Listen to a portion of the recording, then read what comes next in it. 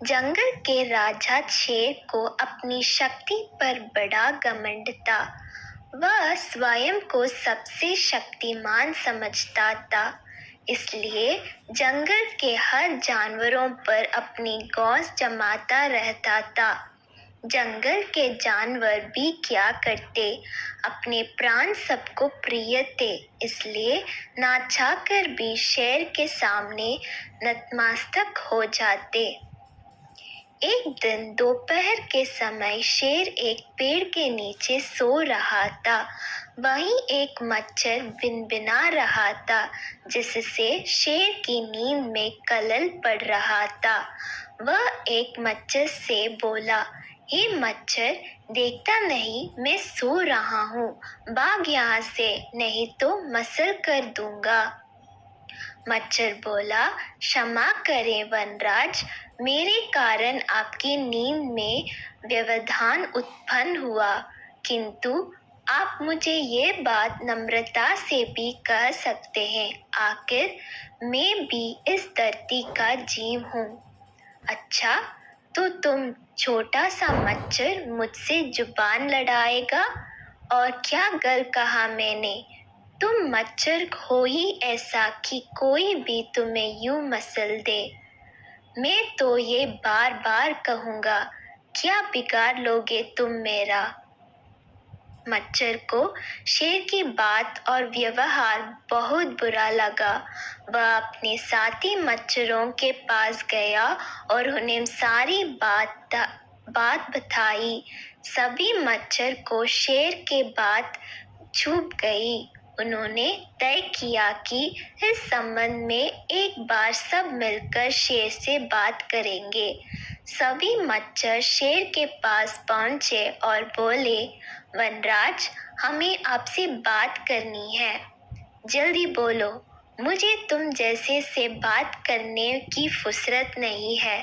शेर बोला, वनराज, आप होंगे बहुत शक्तिशाली, किंतु इसका अर्थ है कथिया नहीं है कि आप अन्य जीवों और प्राणियों का मजाक उड़ाएं या उन्हें नीचे दिखाएं। मच्छर बोले, मैंने जो कहा सच कहा, मैं सबसे शक्तिशाली हूँ और मुझे कोई हरा नहीं सकता।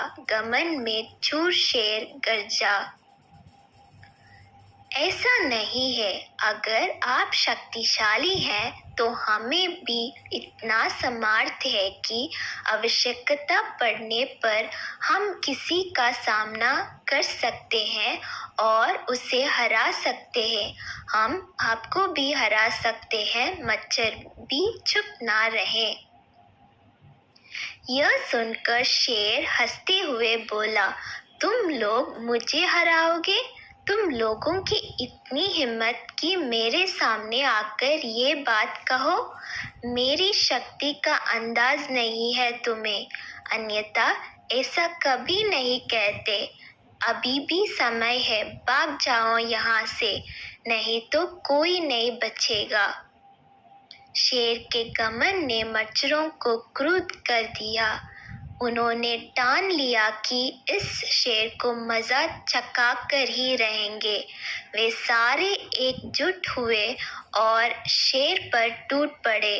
वे जगह जगह उसे काटने लगे। वह दर्द से कहरा उठा। इतने सारे मच्छर का सामना करना उसके बस के बाहर हो गया।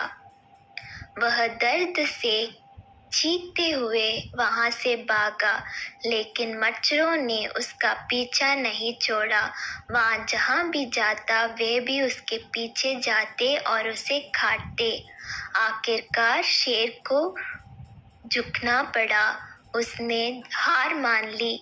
वह मच्छरों के सामने गिड़गिड़ाने लगा, मुझे बख्श दो, मुझसे गलती हो गई जो मैंने तुम तुच्छ समझकर तुम्हारा मजाक उड़ाया और तुमसे बुरा व्यवहार किया। आज तुमने मेरा घमंड तोड़ दिया। अब मैं कभी किसी के नीचे नहीं दिखाऊंगा। मच्छरों ने शेर को सबक सिखा दिया था, इसलिए उन्होंने उसे काटना बंद कर दिया। वे बोले, घमंडी का घमंड कभी ना कभी अवश्य टूटता है। आज तुम्हारा टूटा है, घमंड करना छोड़ दो, अन्यथा एक दिन ये तुम्हें ले डूबेगा। और कभी किसी प्राणी को नीचे मत समझो, हर किसी का अपना सामर्थ्य और शक्ति होती है। शेर धोबी करते हुए वहां से